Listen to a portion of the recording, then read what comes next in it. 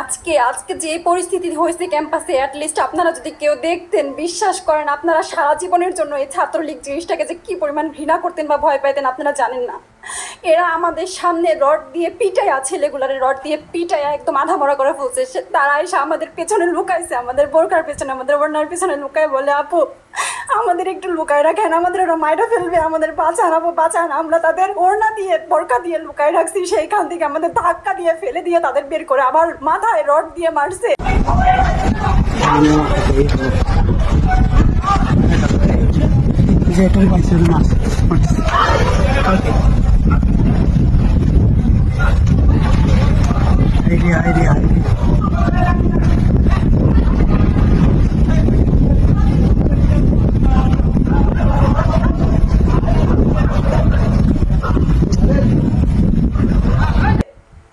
এমন অবস্থা, এবং তারা আমাদের ক্যাম্পাসের পরিচিত মুখ, আমরা চিনি তাদের, তারা এই অবস্থা করছে, রাস্তায় একদম শোয়াই ফেলছে। আমাদের হলের মেয়েদের বুকে বড় বড় যে আসতো ইট, এই ইটগুলো বুকে ফেঁকে দিছে, মানে একদম পুরো বুকে লাগছে, এরকম জামা কাপড় ছিঁড়ে ফেলছে, এত বাজে অবস্থা।